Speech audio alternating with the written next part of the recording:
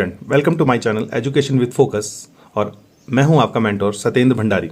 तो आज हमारी लास्ट सीरीज है दो चरों वाली रेखीय समीकरण युग्मों की, जो क्लास 10th के अंतर्गत हमारे पास पूछा जाता है। इसका जो लास्ट जो मेथड है जिससे हम इस सवाल को करेंगे, जो लास्ट एक्सरसाइज है उस पर जो सवाल है वो है हमारे पास विलोपन विधि। विलोपन से आपको पता चल रहा है कि जिससे हम एक चर के मान को, जो हमारे पास वेरिएबल है उसके मान को क्या करेंगे, कैंसिल करेंगे और दूसरे को निकालेंगे। तो इसके बारे में मैंने कुछ लिखा हुआ है अपनी तरफ से कि इस विधि में दोनों समीकरणों में किसी एक चर के गुणांक को बराबर किया जाता है, किसी एक को करेंगे और उसके पश्चात दोनों समीकरणों को आपस में जोड़ा या घटाया। स्थिति के अनुसार यदि कैसी कंडीशन है, यदि एक जैसे चिन्ह है दोनों के तो माइनस करेंगे और अलग अलग चिन्ह है तो प्लस करेंगे जाता है। इससे एक चर विलोपित हो जाता है और चरों के मान निकाले जाते हैं। तो यह हमारे पास विलोपन विधि के अंतर्गत है। अब देखिए तीसरा जो हमारे पास यहाँ पे प्रश्नावली है, प्रश्नावली एक्सरसाइज 3.3 जो हमारे पास दी है, अब उसके आधार पर हम कुछ सवाल करेंगे।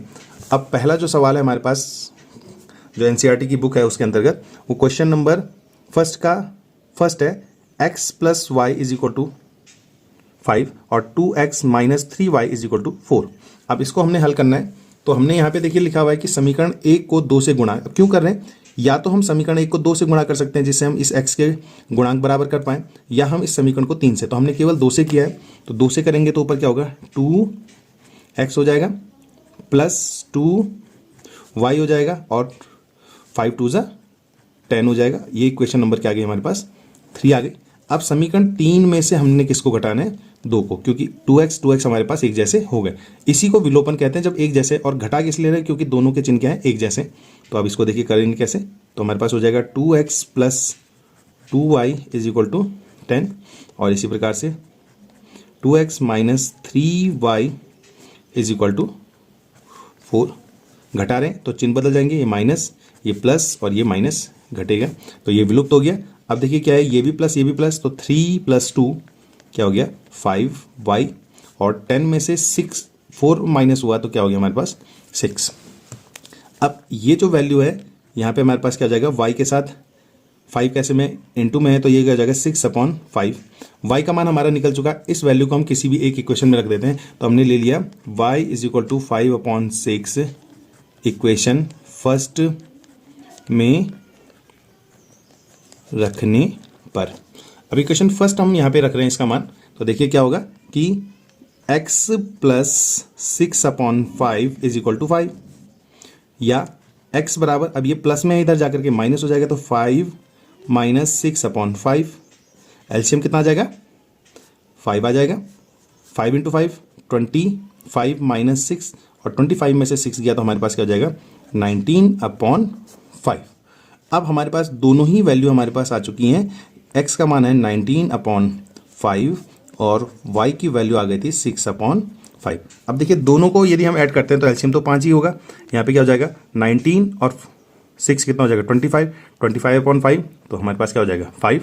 और इसी प्रकार से इसमें देखें तो 19 2 जा 38 हो जाता है और 6 3 जा 18, 38 और 38 में से 18 हमारे माइनस होगा तो कितना बचा 20 और 20/5 कितना हो जाएगा 5। तो ये इसका आंसर हो जाएगा। विलोपन का मतलब हुआ कि विलुप्त करना है किसी भी एक को। यदि हमारे पास x यहाँ पे एक जैसे दिख रहे हैं तब तो कोई ये कंडीशन करने की ज़रूरत ही नहीं है, पर इन दोनों में से किसी एक को विलुप्त करने के लिए हमें क्या करना पड़ेगा, दोनों के गुणांक एक जैसे करने पड़ेंगे। तो इस प्रकार से इस सवाल को करेंगे। देखिए नेक्स्ट क्वेश्चन है हमारे पास, क्वेश्चन दूसरे का थर्ड। ये हमारे पास जो बुक है उसमें दिया गया है कि 2 अंकों की संख्या के अंकों का योग 9 है। इस संख्या का 9 गुना संख्या के अंकों को पलटने से बनी संख्या के 2 गुने के बराबर है, वह संख्या ज्ञात कीजिए। और ये इंपॉर्टेंट क्वेश्चन भी है, ये बोर्ड एग्जाम में बहुत बार पूछा गया भी है। पहले तो सवाल को समझें। इस प्रकार के जब सवाल आते हैं तो हम क्लास 7 से पढ़ते आ रहे हैं कि पहले हम भाषा को व्यंजक में किस प्रकार से बदलें। तो देखिए लिखा हुआ है 2 अंकों की संख्या के अंकों का योग। 2 अंकों की संख्या कहने का मतलब है जैसे 10 से लेकर के 99 तक की जो भी संख्या है उनके अंकों का योग क्या है 9 है। इस अंक संख्या का 9 गुना, अब संख्या की बात की गई है 10 11 12 जो भी संख्या हो सकती है उसका 9 गुना उनके अंकों को पलटने। अब मान के चलें कि मैंने 32 ले लिया तो इसको पलटने पर क्या बनेगा 23 बन जाएगा। तो इसी प्रकार से कहा गया, तो हमने ले लिया कि माना संख्या का इकाई का अंक x है।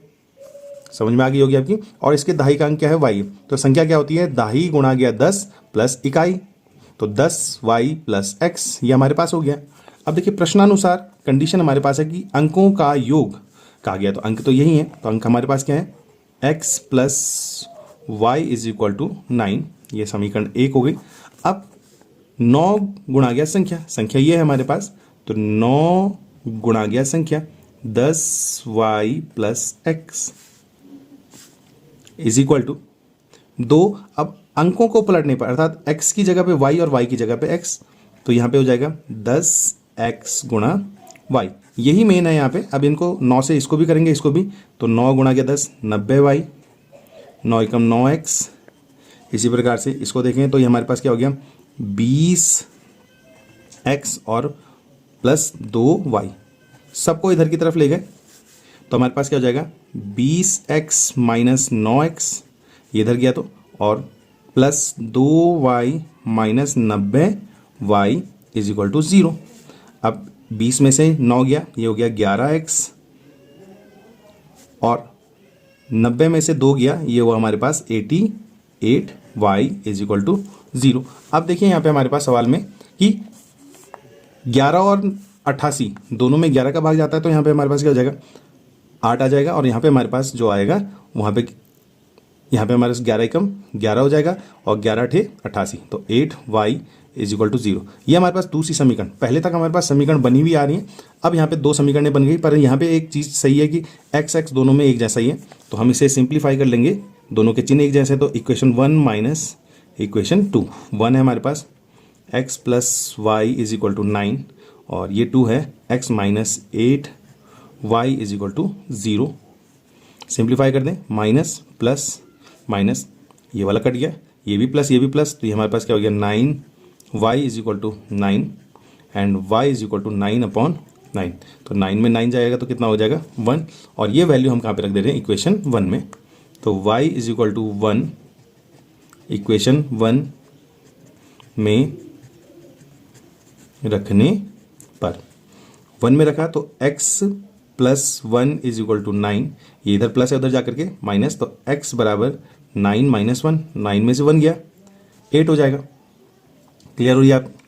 अब इसमें हमारे पास पूछा गया कि संख्या क्या होगी, हमें ये बताना है कि ये संख्या क्या होगी, तो संख्या हमारे पास जो थी वो थी हमारे पास संख्या बराबर 10y प्लस 8, एक्स वाई नहीं पूछा गया, तो 10 के साथ y का मान है 1 प्लस 8, तो कितना हो गया 10 1 जा 10 और 8, तो फाइनली हमारे पास जो संख्या आ गई वो कितनी आ गई 18 आ गई। कि इस प्रकार से वह संख्या क्या हो जाएगी 18 हो जाएगी, जिसके बारे में यहाँ पे बात की जा रही है। अब देखिए इसको पहले क्लियर कर दें कि 8 और 1 9 होता है, अंकों का योग 9 हो गया।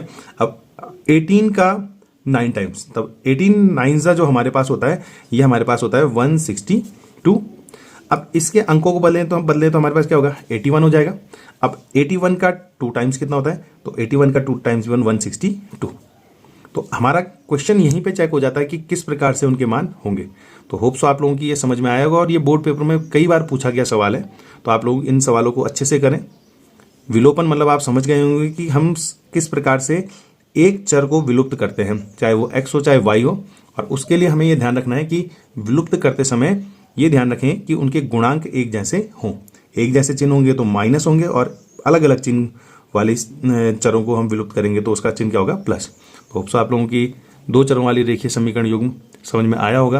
पूरा का पूरा चैप्टर हो चुका है, तो आप घर में भी मेहनत कर रहे होंगे, जिससे आपके पेपरों में बहुत अच्छे नंबर आएँ और अपने भविष्य में बहुत ही अच्छे मकाम तक पहुँच पाएँ। तो मिलते हैं आपको आने वाले नए चैप्टर में। तो ऐसे ही तैयारी करते रहें। यदि आपको ऐसे ही वीडियो के लिए मेरे साथ बना ही रहना है तो सब्सक्राइब करें मेरे चैनल को, लाइक करें और शेयर ज़रूर करें। और ओके बाय।